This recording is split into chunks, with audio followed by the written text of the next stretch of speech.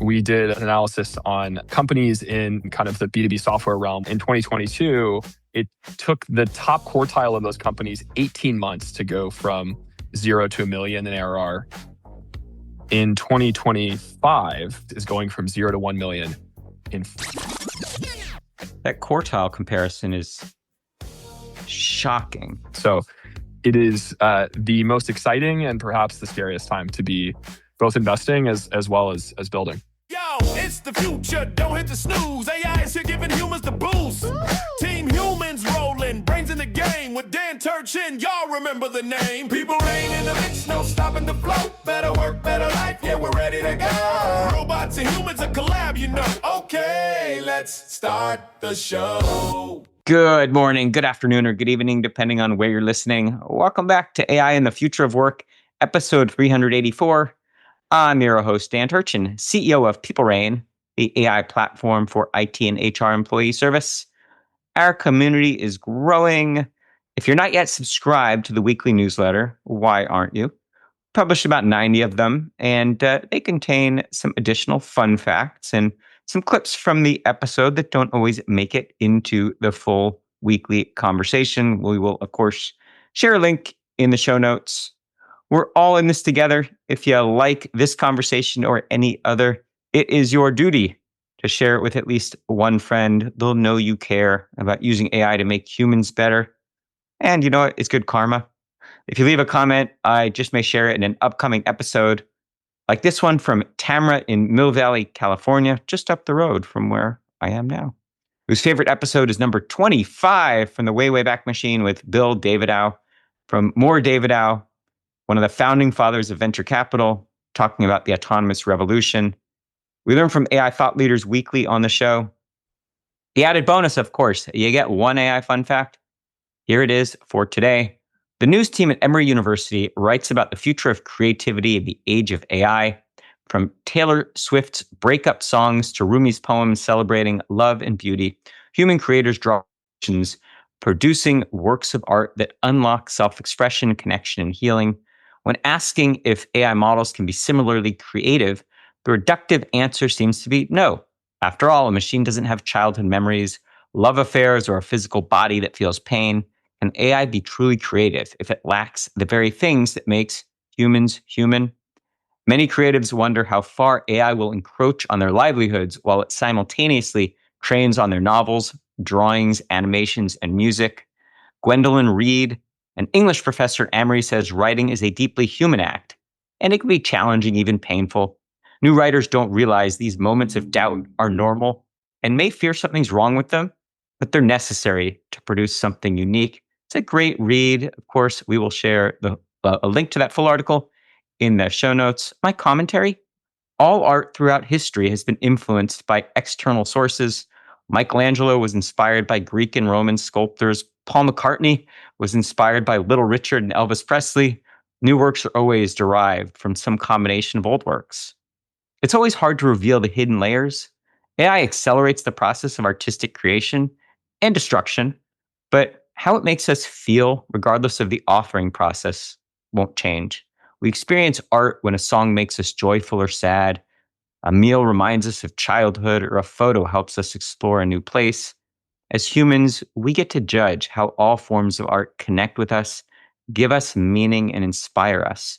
AI is pattern matching at scale, and it operates at unimaginable speed. Let's use this complicated phase in human history to rethink our relationship with art. Let's be open to judging all art based on how it makes us feel, rather than by who or perhaps even what created it. Now, shifting to this week's conversation, I've so been looking forward to this one. Jake Saper is a general partner at Emergence Capital, one of the most iconic and successful venture investors in the world, having backed legendary companies, including Gusto, Veeva, Together AI, and Zoom, among others. Jake led Emergence's 2024 investment in Mechanical Orchard, pioneering AI services company. In 2016, he co-authored Emergence's thesis on AI coaching networks. Jake started his career in venture at Kleiner Perkins. He holds a BA from Yale, Go Bulldogs, and a master's in environment and resources, plus an MBA from Stanford, Go Card.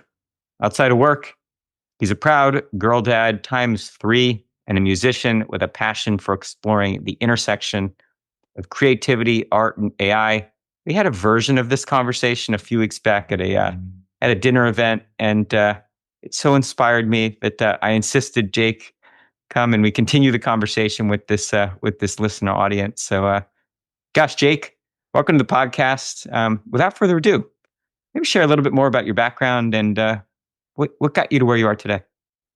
Thank you, Dan. Thank you for the kind intro. And I'm grateful that you invited me to follow up on this conversation. So my background, I grew up in Austin in the sort of early tech era of Austin when kind of Dell was getting off the ground. My parents are serial entrepreneurs. They've started a bunch of companies together, which meant that I sat around talking about startup strategy around the dinner table when I was in middle school. So I come by this venture capital role, this company advising role, quite naturally. I was a singer growing up. Or I still am a singer, but I kind of found my passion for it as a kid. Started classically singing when I was a kid, and then sang in musicals. I sang in a cappella groups. I have performed in a bunch of different bands. I think I have performed in like most possible genres. I did a metal show 2 weeks ago. I've sung a lot of country. I did blues a few months ago. So I am a intrepid explorer and experimenter along the musical domain. I play a little guitar and a little piano as well, but I'm mostly a singer. But on the career stuff, I did consulting out of college. I really like frameworks. Consulting was a very good fit for my brain. And then I did an entrepreneurial journey. I helped run a startup that was building solar power plants in India and Africa. So a very exciting and difficult challenge in the late 2000s, early 2010s, based out in India. And then, as you mentioned, I came back to California for grad school and then started my career in venture and have been at Emergence now for going on 12 years. I feel very grateful to do this job. The very first deal that I led diligence on when I joined the firm back in 2014 was our investment in Zoom. So I'm glad we're using the product today. Big fan of the product, obviously. And also taught me a lot about the importance of not just being right, but being lucky. And I think there's a important amount of humility necessary in the venture industry that isn't always present. And having that experience so early in my venture career, I think has really ingrained that realization in me. I have one important ask. This is way off topic, but ordinarily when we publish the episode, it would contain some syrupy professional headshot of you. Can we please instead replace it with a picture of Jake as a headbanger in Kiss makeup from 2 weeks ago from that show? You can take it however direction you want. My for that show, I did wear eyeliner. I had my wife apply eyeliner to me, much to her chagrin. And two of my daughters came to that show and were very confused why Mama was putting makeup on Dada going into that show. But oh, fantastic! Well, if you can giblify an image, then I'm sure you can kissify an image, right? Exactly. Brilliant. Well, I think I'm somewhat obligated by the cosmos to ask you a question about venture capital and AI investing. But as I mentioned when we were chatting before recording, we'll quickly move off from that topic. But genuinely, I'm interested to know. I shared that you authored an important thesis for Emergence back in 2016. Does AI first everything make venture investing, kind of venture formation, company financing harder, easier, or is it more nuanced than that? Well, from a company formation perspective, it's much easier to build a demo. It's much harder to build a moat, right? Gen AI has collapsed the cost of building something that looks good. So we're seeing a lot more Me Too products, a lot more noise. You used to write code. Now you kind of orchestrate APIs and agents in natural language, which is awesome, but it does change investing because a slick demo is cheaper and it's therefore less informative. That being said, obviously this is a transformational moment. There are not just new companies, but whole new business models that are being launched. You mentioned Mechanical Orchard, which is an AI-enabled services business. So they're selling an outcome versus software. This is an entirely new business model that's being born. And just like SaaS came out of the last technology wave of on-prem to the cloud, there are new business models that are going to be created by this technology wave of the rise of AI. And I find that very energizing. and very energizing. But yeah, my job is to sort through that, and founder's job is to figure out how you can differentiate yourselves. I think one other important thing to note about this kind of generation post Gen AI of company startups and startup building is the rate of growth has changed meaningfully. So we did an analysis on companies in kind of the B2B software realm, which is where we tend to be focused. In 2022, it took the top quartile of those companies 18 months to go from 0 to $1 million in ARR. In 2025, the top quartile of B2B software companies is going from 0 to 1 million in 4 months. And this correlates with what we're seeing anecdotally. Right before we went on break, we had 3 companies come in on Monday and present that had all gone 0 to 3 million in ARR in a year. 4 years ago, that would have been mind-blowing growth. But now, in part because there's so much demand from buyers, in part because this technology has unlocked things that weren't possible before, a lot of these companies are able to grow faster. And there's lots of open questions around gross margin, defensibility. One of the downsides of the fact that these companies are growing so quickly is that when they go to raise their Series A, they often don't have renewal data because they haven't been selling for over a year. So if you go 0 to 3 in a year, but you haven't actually gone through an annual renewal cycle, it's tough for the investor, and it's frankly tough for you as the CEO to know how to pilot the ship before you've got hard data on whether or not customers are going to renew, upsell, et cetera. So it is the most exciting and perhaps the scariest time to be both investing as well as building. That quartile comparison is shocking. That would imply that not only are there an increasing number of companies because of what you said about venture formation and rapid prototyping, but also that the number of quality companies is increasing if you base it on time to first million in ARR. 2 million. Yeah. Well, what's interesting actually is we also looked at the number of companies that are raising Series A's, and in 2021, which was kind of the last peak prior to the interest rate reset, you had lots of companies raising at high valuations and actually a higher number of companies raising Series A's on a just absolute quantitative perspective. Over the past 12 months, that number of companies that are raising looks more normalized to kind of where it was in the 2019, 2020 era. So what that means is that there is a lot of venture dollars that are chasing a relatively smaller amount pool of companies that are actually able to successfully raise the A than there were back in 2021. So those numbers I shared, I was talking about the top quartile. What it means is that the delta between top quartile and bottom quartile has actually grown in this post-Gen AI era. And as a result, the number of companies that are successfully raising Series A's has actually been static relative to where it was kind of pre-COVID. Anecdotally, are you finding it harder or easier to source high quality deals? Well, it's interesting because this gets into how AI plays into our job. So sourcing is obviously an important part of our job. And we are using AI to do that. So our coverage ratio, in other words, the number of companies that we see and meet with in our domain, before the Series A, is at an all-time high. I don't know the latest number, but I think it's somewhere in the 80s. So we see like a very high percentage of them. Part of that is, the improvements we've made operationally, internally. We have now someone who's in charge of investment operations for us. The same way you have a rev ops person at a company, we've actually created an investment ops function to make sure that we are excellent at this. And we're using all sorts of data tooling and AI tooling to make sure that we're really on top of this. So I think we're seeing more than we ever have. I think the question really comes down to taste, right? Which is this qualitative thing, but I think is an important part of our job that I think will likely endure for some period of time. Like the reality is a lot of the static parts of venture capital will be automated away by AI the same way that many other parts of other jobs will be as well, static parts of other jobs. But the judgment part, the trust building part, the taste part, in some ways the importance of that goes up because the alpha you get on sourcing likely declines over time. So the fact that you're seeing north of 80% of the deals that are, let's say, a stage fit, for Emergence, I would imagine leads you to form maybe more conviction or kind of solidify your investment thesis faster. Is there one pitch if it walked in the door today with the right combination of team and kind of ability to execute, one pitch that you would fund before you let them walk out the door?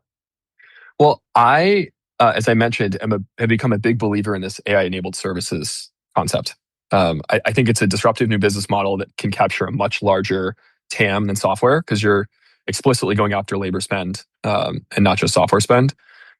There are lots of open questions on how to build these businesses. I've become really excited and become a student of this new model. I wrote something called the AI-enabled services playbook, which is attempting to diagnose what is working and what's not working in these types of companies that we've invested in and the ones that I'm just studying that we're not on the board of. So in general, I'm always curious to spend time with these businesses because there's like an academic interest, but also obviously trying to share that learning with new companies. We have made AI-enabled services investments in IT, as you mentioned, Mechanical Orchard moves mainframes into the cloud using AI. We have done some AI-enabled services investing in the financial services space. I'd say like areas that we haven't yet invested in, but I think are probably ripe for AI-enabled services businesses. One would be accounting. Like I'm very curious. There have been a number of attempts, but I don't think anyone's really cracked the nut yet on building the Accenture, Deloitte accounting function out using an AI-enabled service. There are some attempts at doing this by sort of a private equity style model of acquiring a bunch of companies and then trying to push AI into those companies. I tend to prefer the more organic approach where you start de novo with a tech platform and you build a book of business yourself, and maybe you acquire something down the line, but once the tech is truly established versus trying to kind of smother it onto something that already exists. So I would say, to answer your question in a shorter breath, if there were a team where you had someone that was credible from the accounting space, someone that was a credible kind of go-to-market person who had sold in this type of way before, and then you paired that duo with someone who was world-class in understanding how to capture, the greatness of LLMs, I'd be quite interested in that team. Okay, entrepreneurs listening, you're on notice. That's it. That's the playbook for getting a meeting with the great Jake Saper. But the conversation's just starting. Jake, I'd shared kind of that fun fact about kind of AI and creativity, and just intentionally because it was a bridge to the conversation you and I started in person recently. Just starting open-ended. What is art to you? Art is compressed human experience. It is an attempt to transfer a way of seeing, a way of experiencing life, generally or historically, from one nervous system to another. I think that that art is the act of making meaning shareable, right? It's not just the artifact, the song, the painting, the film. It's this relationship between the creator, the context, the audience. The same melody can be a jingle or it can be a prayer, depending on intent and who hears it and when they hear it. And there's a second layer. Art is also a form of identity and belonging. We don't just consume it. We use it to say, this is who I am, or this is who we are. I am a Swiftie, or I am definitely not a Swiftie. In my case, I am in fact a Swiftie. That social layer is why provenance and story matter so much. And I think about this a lot as a singer, like as a musician. The notes aren't really the point. The point is, did it move someone? Was there some connection created between either me and the audience, or between the audience and whatever I co-created? By that definition, you can't separate Jake the artist from Jake the parent or Jake the venture capitalist, because part of you that radiates humanness and makes connections that transcends you on stage versus you in a sweater vest, right? I hope so. And I try to think about living my life holistically, because I think that like I want to build a connection and build trust with an audience and have communion there, the same as I want to do with founders, the same I want to do with my kids. It's really just like a different instrument, I guess, that I'm using in those different contexts. Yeah, I was kind of baiting the witness, but yeah, that's how I obviously, that's how I think about it as well. So the question arises, this one's kind of an obvious, but got to throw it out there. Given how we both define art around how it makes us feel as humans, can AI produce art? It's a really hard question.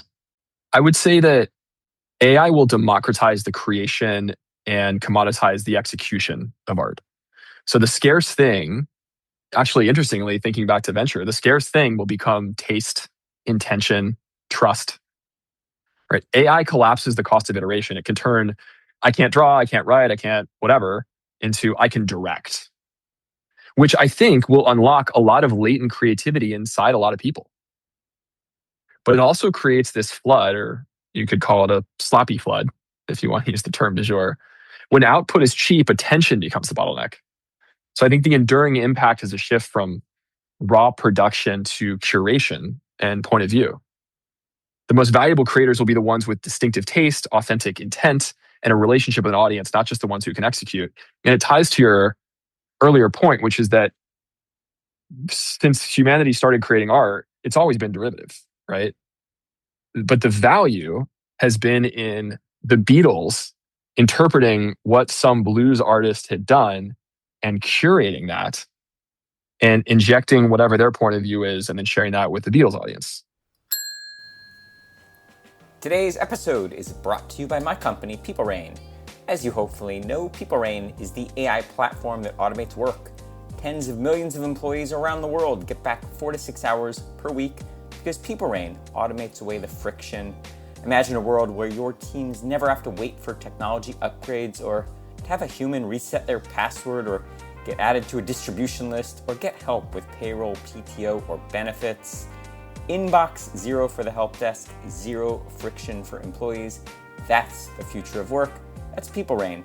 We're offering all members of Team Human, and hey, that's you, our listeners, an exclusive discount on PeopleRain just for being part of this amazing community. Get the discount code at peoplerain.io/podcast. That's PeopleRain, like the reign of a king or queen.io/podcast. Now back to this week's conversation. One of the things that is fundamental for the human condition is figuring out how we derive meaning and purpose. And certain segments who fear the bot apocalypse or fear what AI might do are concerned that AI may extract the humanness out of how we derive meaning as a species. How concerned are you that we're both girl dads, you times 3, me times 2, and we think about the world that our kids will inherit? Is AI likely to sap meaning that maybe you and I enjoyed as at the ages that our kids are? My hope is that AI will help create space for deeper meaning, perhaps in rarer moments, if that makes sense, right? I think that, let me unpack that a little bit. So in one case, like if one of my kids, for example, doesn't feel like she can write beautifully, write beautiful poetry or play instrument very well or what have you, but she still has a unique perspective and unique experience on life that I would love for her to be able to share with the world so other people connect with. Working with AI to get that out of her, I think would be really beautiful. Like if AI can act in a truly symbiotic way to figure out like what is the authentic truth of this person, I think that that's really powerful. I mean, I give you an anecdote that happened to me yesterday. I was working on my 2026 goals and I was working on it in ChatGPT. And I was kind of iterating back and forth on it. And then I asked ChatGPT to give me really harsh feedback about myself based upon everything it knows about me on the internet, about what I've shared with it in chat. And, actionable, but like no holes barred. Where am I falling short and how can I get better? And I would say I was reading the output to one of my best friends this morning at breakfast, and 75% of what I read to him really hit me in the gut. Like, it was real. It was a really insightful take on me. 25% was sort of like reading an astrology thing where it's like, that could be anybody. But 75% was like, no, that's real. That's me. Which is so powerful. We're only in the beginning of 2026. Like, how insightful can this stuff get to understand us as people? And if you translate that back into the art format, what if I was able to partner with ChatGPT to take these hard, ugly parts of myself and translate that into art? So that if you, Dan, are struggling with some similar darkness, some similar stuff that ChatGPT has helped you unearth, my being able to translate that out into the world would resonate more with you and create a moment of meeting that otherwise wouldn't have been possible.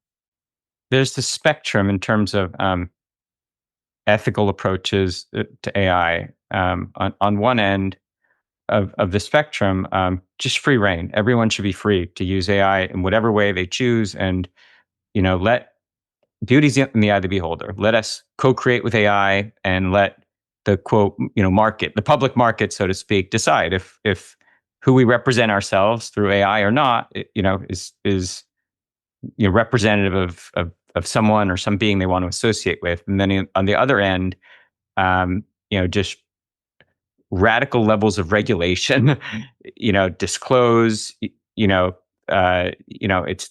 not allowed, it's cheating if you use it.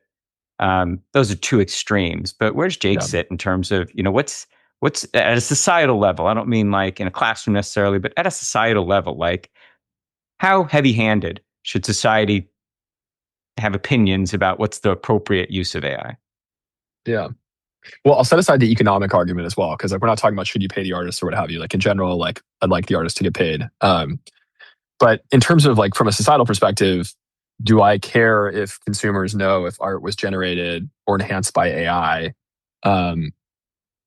I would say yes when it's material to trust, or the claim being made. Like, I would say I'm generally pro-transparency, especially when there's a claim of authenticity, right? Or where trust is at stake. Journalism, documentaries, educational material, commissioned work, etc. If it's purely entertainment, I'm less dogmatic, right? We've used tools forever, like cameras that edited, Photoshop, Auto-Tune. So like the idea of being augmented by technology has existed in entertainment for, a very long time. But in general, I think the default should be to move more towards disclosure as kind of lightweight metadata, with people who care to know and for creators to be honest about the process. Because I think that the context matters in terms of how you experience art. We don't experience art in a vacuum. Like, if I tell you a song was written in a hospital room versus, written in a recording studio, you will experience that song differently, even if the waveform is identical. Humans are meaning-making machines. Provenance changes meaning. I think over time, as AI becomes a normal tool, we will care less about was AI involved and more about what did the creator mean? And did it move me? But in this transition period, I think disclosure changes interpretation. And I think that is important. But this almost comes back to like self-awareness in some way. Like, my hope for the future is that our daughters have more self-awareness around, did that genuinely move me? Not like, was this popular on social media or even like, did AI create or not create it? It's like, did that vibe with me? I think we've abused this term vibe coding and vibing like a lot in the past 18 months. But what it used to mean is like, did it resonate? I think this concept of like resonance as a singer is very important to me. When I go into a space and I hear resonance, that's like, singers love resonance. It makes us sound better.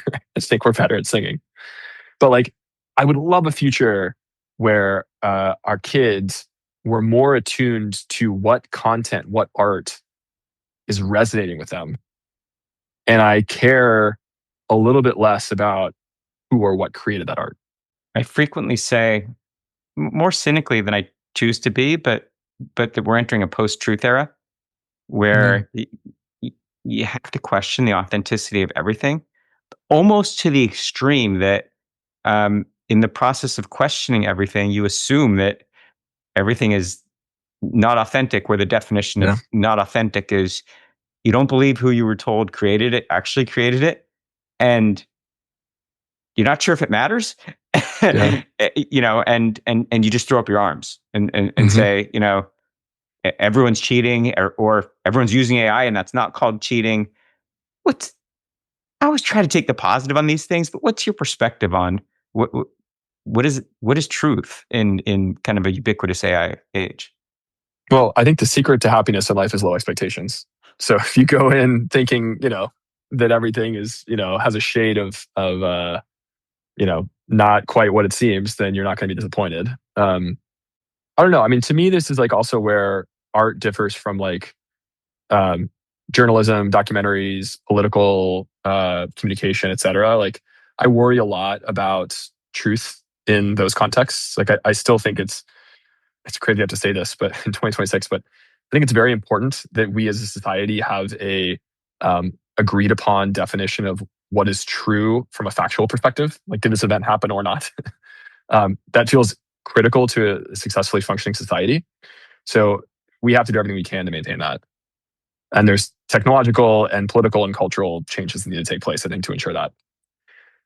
When it comes to art, as I mentioned before, like I do think that disclosure is important because I think it does change the experience of consumption.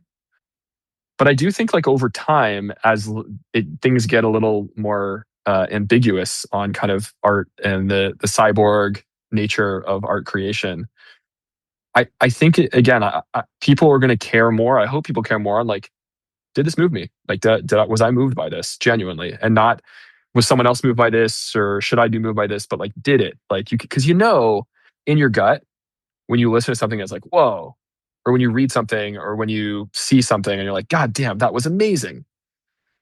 Like, I hope that we can tune into that voice more clearly in this era.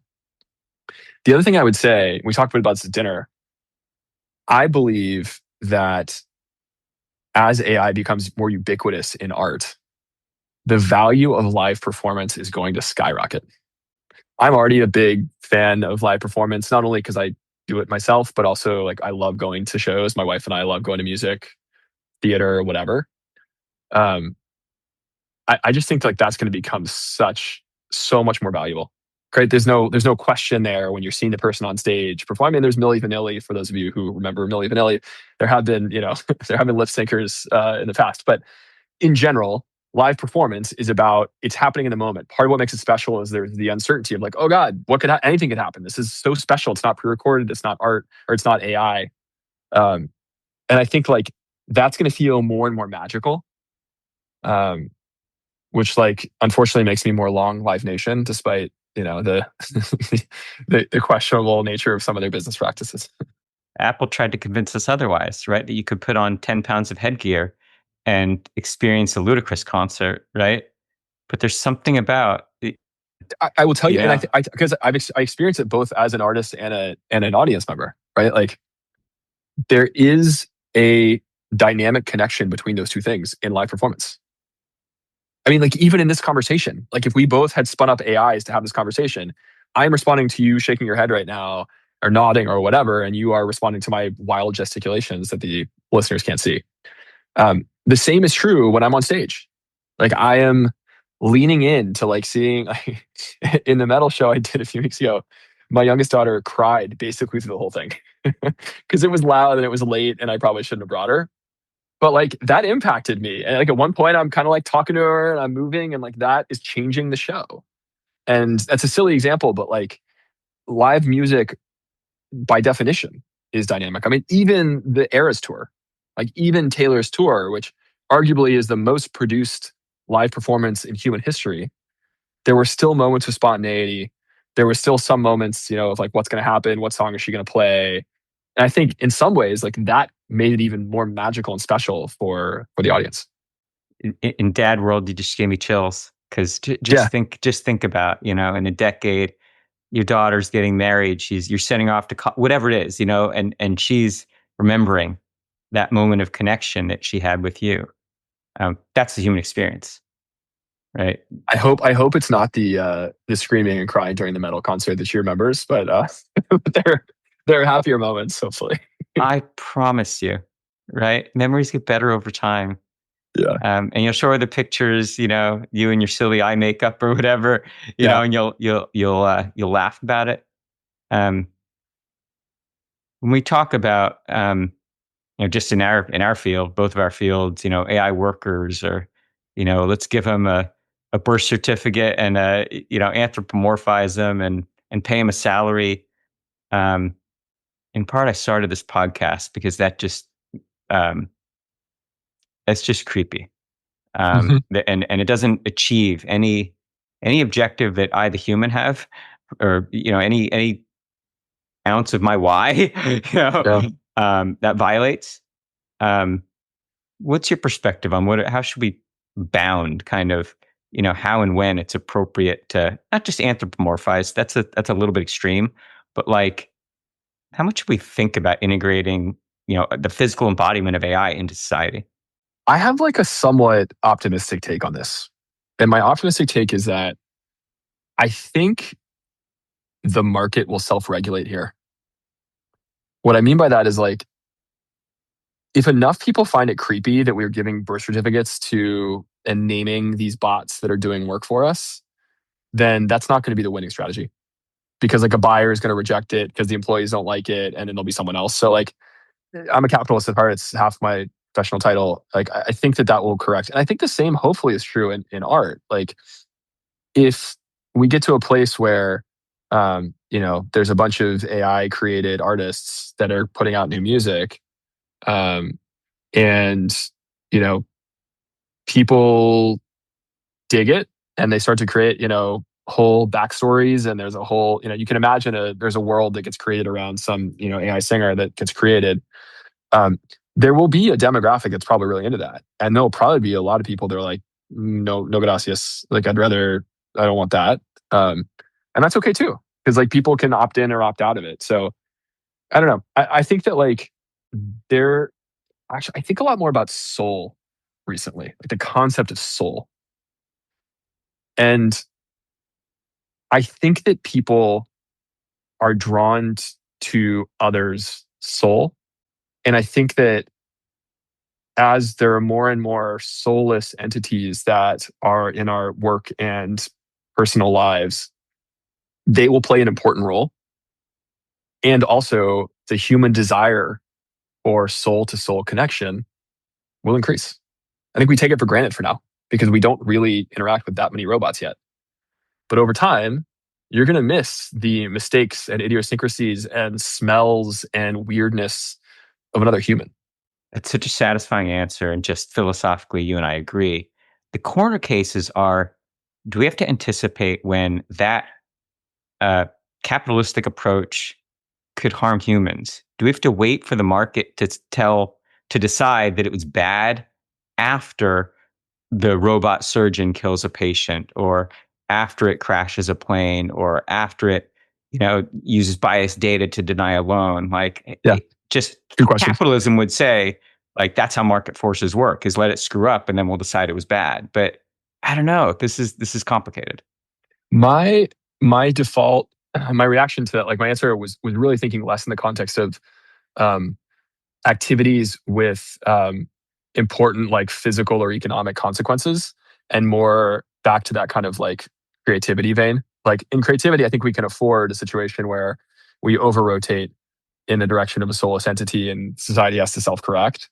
And I think within companies, I think as well, like I was thinking in the context of like, you don't want too many, named entities with birth certificates and whatever, because it's just creepy and weird.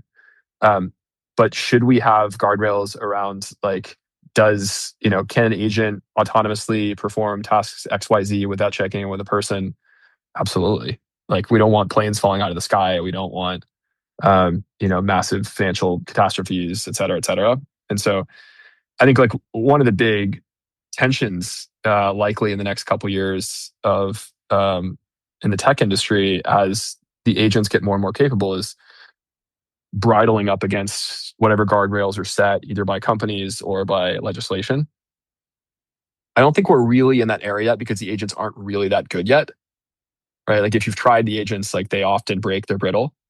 But theoretically, over the next 18, 24 months, they will get less and less brittle, which will make people who are building them more and more likely to let them do bigger and bigger tasks, which is where guardrails become more and more important. So my like rough thinking is kind of like, um, it's sort of like a put some guardrails on this, or some regulation if it's something that could cause catastrophic harm, right? Someone dies, some massive, economic issue. But if there isn't a high likelihood of catastrophic harm from the agent, then let the market figure it out. Jan LeCun, who recently left Meta, has a somewhat satisfying answer to this, which gives me hope if we as humans are compliant, but I don't know if we are. And that's that if we're brilliant enough to create the AI, we're brilliant enough to create it in a way that's safe. So Geoffrey Hinton, who obviously has lots of disagreements with Jan on this topic, I was listening to a talk he gave recently, and he is less optimistic than Jan. And obviously he's become quite outspoken on the risks of AGI and ASI and such. Something he said, a framing he said that I thought was really interesting was we should be building, basically, he takes for granted that the AI is going to be smarter than us very soon, and basically will be able to control us if it wants to, because once it crosses that threshold, it can build itself and gets exponentially more capable. So he's like, what do we do if we know that's coming? We're obviously not going to stop developments because that's a problem we can't coordinate, right? If America stops, China's not going to stop, et cetera. So he's like, the best we can hope for is that we build this technology like a mother. In other words, we try to imbue it with maternal instinct and have it view us as its children. So it views us the same way a mother does, which is as a lesser being, a weaker being that needs to be protected and cared for and nurtured and supported, which I thought was both like comforting and also scary, because the interviewer, my friend Naima, asked Geoffrey, so how do we do that? And Geoffrey was like, I don't know. So it was both a satisfying and deeply unsatisfying answer. All humans listening to that conversation, I know that great interview. I think their eyebrows raised to hear the godfather of AI kind of pause when asked, for the answer to the riddle, right? Yeah. And I appreciate his transparency and the fact that he doesn't know. But it is like just such a massively fundamental question. I mean, in some ways, like this is why I go back into art, because when I feel kind of existential anxiety from some of these questions, I find it comforting to go back into the creation and consumption of art. And that kind of comes full circle. That's part of the human condition, is we ask questions, and it's okay. It's a time when we're all vulnerable, and it's okay to be vulnerable together. And the only thing we shouldn't do is claim to have the answers before we do. Innovation is not the enemy. I think the enemy is not being willing to have the bold conversation. Yep, I agree with that. I think that this is the art is amongst the best venues to be vulnerable, and this is a moment where we need to lean. Jake, this one's been fantastic as expected. Whether you like it or not, you just became a regular guest in the podcast. I hope you don't mind. I'm honored to hear that. Thank you, Dan. I don't know if that was your objective, but we're just getting started. This is really such an important topic, and I'm not letting you off the hot seat though without answering one last important question for me. Ask what? You're an artist. You're accomplished in many domains. But what I want to know is when Jake Saper gets the call to star on Broadway, what's the show? What's the role? What's the dream role for Jake? Oh man, that's a really hard question. Okay, so it's a long. I have a lot of answers here. So I like Les Mis, and I think playing Javert would be amazing. I also like Jesus Christ Superstar, and I think playing either Jesus or Judas would be an amazing life experience. You're not messing around, man. This is These are all roles I have not played. I did play Harold Hill, the Music Man in the Music Man, years ago, and that was it's such a fun role. It's just so silly and fun and dynamic and crazy. So I would play that again for sure. God, there's so many. What would your kids say to see you as Javert on Broadway? Oh my! Could you imagine that? We have not watched Les Mis yet. They're a little too young, but we will. I think they hear me singing it a lot. So, actually, there's one of like my favorite songs and like a really hard song to sing is called "Take Him Home" by it's from Les Mis. Of course. And I love singing that song. It's now in my head. Yeah, exactly. I would love to perform that song. You've got that range, huh? I can fake it. I have a strong falsetto, and so I can fake the high notes.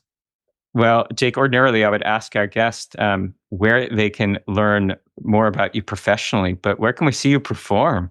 I have a band rehearsal tonight, actually. And the question is like, did this band actually have a gig? The last time we played this band, we played at my 40th birthday years ago, which was so fun. We played at a place called the Verity Club in the Mission, which was awesome. And we're working on a new concept band right now. And we got to figure out if it's good enough to actually schedule a performance. But it's somewhat ad hoc. I have this like day job and kids and such. So like I probably do a show every, 4 or 5, 6 months at this point.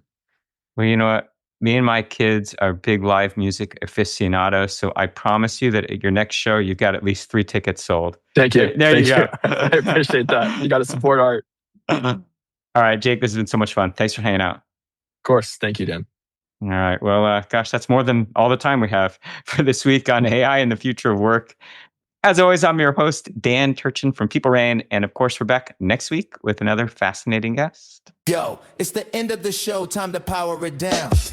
AI's the sis, but humans wear the crown. Team Human in the house, got the vibe so clever. Dan Turchin from PeopleRain, making us better. We learned about AI for humans. We're ready to conquer the future. That's all for now. See you next time.